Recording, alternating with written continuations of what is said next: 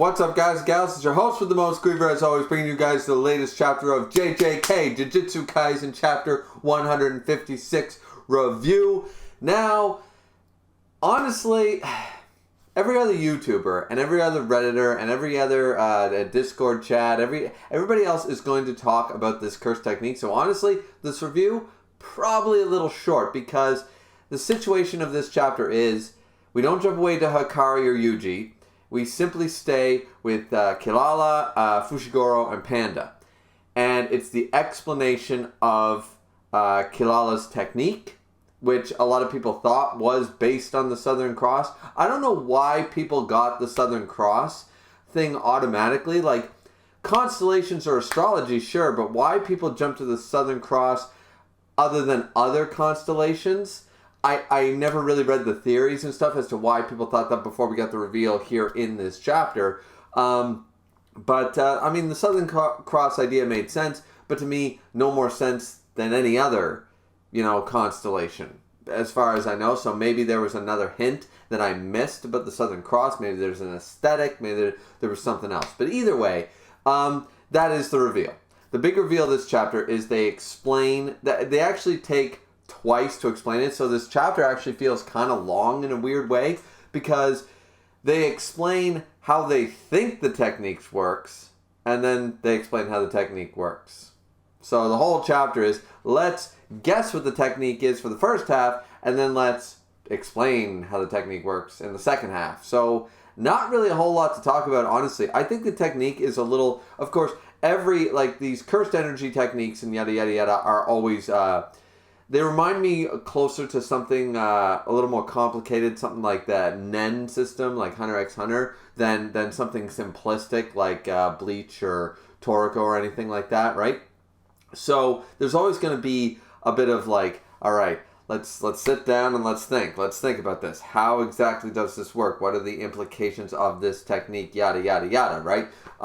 So this, and Jujutsu Kaisen has always been that way, and I have no problem with that, but this one, where they explained all the, is this how it works? Maybe this is how it works, or maybe this is how it works, and then they say, no, here's how it works. I think the mangaka, Geje, I still don't know how to say his name, but I think that he has sort of decided, you know what, I'm going to, explain a little better. I'm going to say, okay, here's probably the most likely people will come up with these theories, and I'm going to explain away why they're not happening, and here's how it actually works. I think this was a good example of him doing it, because I'm not really that confused. I mean, in-depth-wise, maybe I didn't pay him much attention, but it seems to make a lot of sense to me how this technique works. It works on a distant-based system. It works on Kirara marking cursed energy and yada yada yada, and that's basically the gist of it. And so far, nothing's been like, okay, how does that make sense for this, this, and this? Everything seems to make pretty much sense. And by the end of the chapter, Fushiguro does get a one-up on Kirara. So now Kirara is, you're down, you're submissed, sort of idea. And that's basically it. So, I mean, the chapter was pretty good once again. Though one thing I'm going to say, I still didn't see, now I could be wrong, because I didn't go back and double check, but we still don't get a pronoun for Kirara. For God's sakes, just tell me. Is it a guy? Is it a girl? I don't care. Just tell me what it is. Because, honestly, still think Kirara's a girl. Kirara's a name. I've known of two Kiraras or Kiraras in anime. They were both chicks. So I'm assuming it's more of a feminine name. That doesn't mean anything necessarily, but also Kirara clearly has some form of badonkadonks. So I'm just going to go out on a limb here and assume it's still a girl. But, I mean, once again, I think, Gege, are you doing this shit on purpose? Because honestly, it's starting to piss me off, especially considering this whole chapter. We don't jump away to anything else. We don't see Tengen again. We don't see Hikari and Yuji again. We don't see any of this shit. We don't jump away to something to do with the culling game or anything like that. No, we spend the entire chapter with Kirara and Fushiguro and Panda, and I still don't believe we got a single reference to her pronoun. I just said her because I think it's a her. But once again, people will look back on this video and go, "Oh my God, you're an asshole," ironically, Southern Cross. Ironically, because like that's going to be the thing here. So like I think we really do need a pronoun, like because everybody's still nobody's given a pronoun as far as I know yet. I mean, once again, anyways, the chapter itself not really that interesting. It was basically it was a fake out. Fushiguro does a fake out. He guesses the technique. He's got a hypothesis, so he guesses it with confidence. Kilala's facial expression gave it away, and then she realizes it. I'm just going to keep referring to her as a she until we get confirmation, guys. So she realizes it, that her face gave it away, and she fucked up. And then she tries still to, she's like, okay, but I can still take on Panda and Fushiguro. She's still confident. And looking at what she did to that goddamn car, I'm like, okay, she can literally attack. She can literally, boom, flip a car and stuff. I'm like, hot damn, girl, you go, girl. Because that was pretty impressive and stuff. So Panda ends up like slammed into the car, of course, because once again, the curse technique and stuff. And Fushiguro says, don't throw the car because the car is going to come right back and hit you because it's already been marked with the star. Now, Fushiguro, like, there is sort of a limit. There's sort of, like, certain ways when you can mark the cursed energy. You don't necessarily need to touch anybody because Kilala never touched Fushiguro yet. Fushiguro still had a star. So he's like, he tried to work this out. He believes, and it is sort of confirmed here, that she can mark cursed energy from a distance, but it seems like inanimate or physical objects she needs to physically touch to embody the star with. So there is that possibility. And she could have set this all up. We don't know her range. We don't know, like, can she touch something? Like, can I touch, okay, I'm going to touch the counter. Boom. Now it's got the star. Can I go all the way to South America and back and that star's still going to be there? Maybe, maybe not. We don't know that type of limitation yet. How long does it need to be sustained? Is it sustained by her level of, like, her mana, her cursed energy? If she passes out, do they all reset? We don't know these things yet. So there's still some questions about it. But overall, this is a chapter where they fight.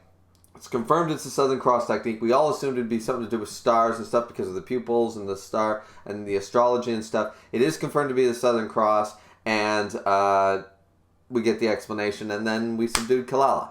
So that's basically the chapter. Honestly, chapter-wise, meh.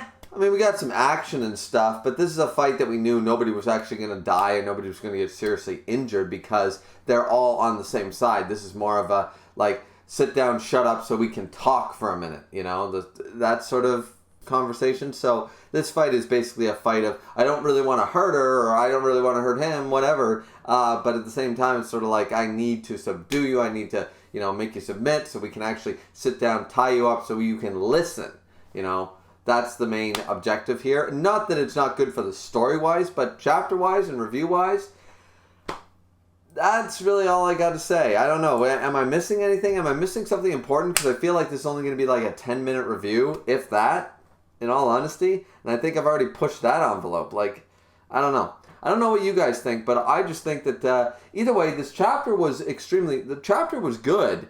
It just, not really a lot worthy of talking about happened. I think the Southern Cross idea is kind of cool. Not as cool as I initially thought it was going to be. I sort of had my own theory in mind of how this technique worked. But the Southern Cross explanation works pretty well. I like the distance idea. I like the marking with the stars and stuff. It's kind of cool. And a lot of people don't know, like, everyone thinks a cross, 4 points. But in the Southern Cross, of course, there's always number 5. So, yeah, other than that, pretty good chapter. Give us a goddamn pronoun, please. If it wasn't this chapter, I apologize. I wasn't paying a whole lot of attention when I was reading. I was trying to understand the Southern Cross idea first. The technique is actually called, in the Viz anyway, called Love Rendezvous. I don't know why. Don't know. I don't really know the history of the Southern Cross, to be honest with you. So I know very little about the Southern Cross constellation. So maybe there's a story there. Maybe that's where people got the theory, and maybe there's something to do with love and rendezvous and like maybe cheating mistresses. I don't know. Anyways, point of the matter is chapter was good. That's all I got. So, hope I didn't miss anything. I hope you guys aren't disappointed by the short review, but that's all I got to say about that. Give us a goddamn pronoun, for God's sakes, for Kalala, because I like Kalala so far as a character since she's been introduced. But if I keep calling her she, we find out it's a he, then I'm going to look like an asshole in all these previous reviews. And that's not fair. Give me a pronoun so I don't sound like a dick in this video and all previous videos. That's all I ask. That's all I ask. For right now, assuming it's still a she, and I'm going from there. But anyways, alright. Like, comment, and subscribe. Don't forget to drink responsibly as always, and we will see you guys again next time for Jujutsu Kaisen Chapter 157. I hope we jump back to Hikari and Yuji, because honestly, more interested in that, most of us are. Or even if we jump away from both of these groups and we go somewhere else. Ooh, that could happen. Alright, take care everybody. See you next time.